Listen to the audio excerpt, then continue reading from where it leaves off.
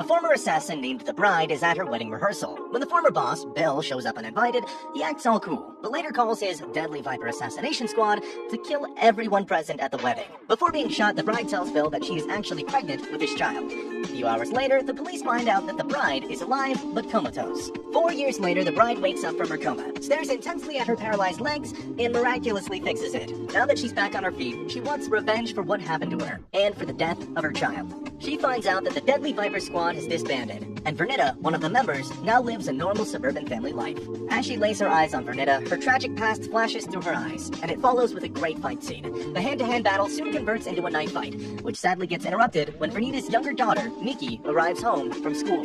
The responsible adults decide to postpone the fight until later to save the child from witnessing any bloodbath. But Vernita makes a sneak attack, which leaves the Bride with no option but to kill her in front of her own daughter.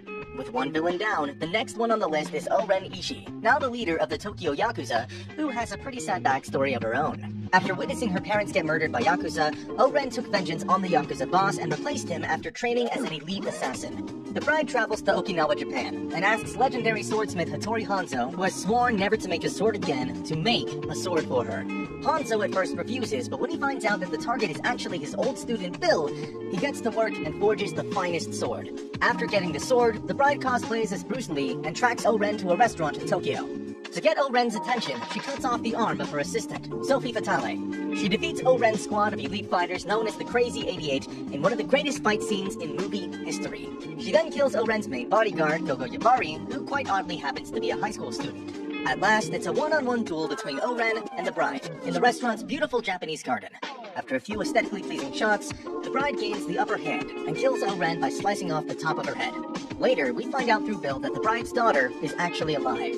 After getting rid of Vernita and Oren Ishii in spectacular fashion, the Bride tracks Bud's trailer and is ready to check him off her death list. But she walks straight into a trap, as we find out that Bud was already warned by his brother Bill about him being next in the Bride's list of targets. Bud used a rock salt shotgun shell, so the Bride isn't dead. But unfortunately for her, Bud has something sinister planned for her death.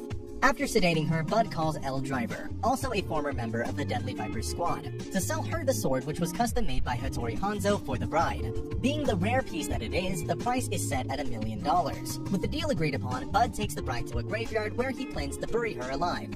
The Bride gets put in a casket which gets nailed and covered with sand, but Bud left her a torchlight, so that's something to be optimistic about. As she lays in the coffin, slowly trying to get her mind to relax, the Bride sees a flashback of the time when she was sent by Bill to train under legendary martial arts master Pai Mei. As any master would do, Pai Mei at first ridicules and torments the Bride, but she eventually gains his respect through her sheer perseverance. With the flashback completed, the Bride puts her training to use and starts 1-inch punching the casket. Years of tough training finally pays off as the Bride manages to break the casket and rises out of her death. After hiking for hours under scorching heat, the Bride at last reaches Bud's trailer and sees L. Driver driving in to buy her sword. Following a thorough inspection of the sword, L. Driver hands the briefcase with $1 million to Bud. Upon Bud's delight, the money is all there. But what's also in there is a black mamba which bites him and gives him a slow and painful death. Just when L is about to leave with her money, she gets drop-kicked by who else but the Bride. They fight each other in what is now a dead man's trailer, and make a complete mess out of the place. During their fight, the Bride comes across another Hattori Hanzo sword which was gifted to Bud by his brother Bill. The Bride taunts Elle by asking why Pai Mei plucked out one of her eyes. Ellie taunts back, revealing that she killed Pai Mei by poisoning him. With one more reason added to kill Elle, the Bride charges forward with her sword. But what actually ends the fight is the Bride plucking out the one remaining eye of Elle and leaving her to die in Bud's trailer, with the Black Mamba still inside it. Now that 2 more of her enemies are taken care of, the last one remaining is Bill. With a little help from a retired pimp in Mexico, the Bride tracks Bill to a hotel and finds out that her daughter, who is named Bibi by Bill, is still alive. After seeing her daughter all grown up and still breathing, the Bride puts her revenge aside for a moment and spends some time with her daughter. When Bibi falls asleep, the Bride goes down to have a one-on-one conversation with Bill in over 4 years. The Bride asks why, and Bill replies that he felt betrayed after she left him and went to marry another guy. The Bride reasons that she couldn't let her child be born in the dangerous world which they lived in, which is fair enough. Anyway, Bill doesn't apologize and the two start fighting with their bums still attached to the seat. In the end, the Bride surprises Bill with a 5-point palm exploding heart technique, which Bill explains as Pai Mei's ultimate attack, which he never taught anyone. Until the Bride came along and impressed the old man. Given that Bill is the main villain, he gets up from his seat in fashion, and as the technique's name suggests, Bill takes 5 steps, after which his heart explodes and he falls to his death.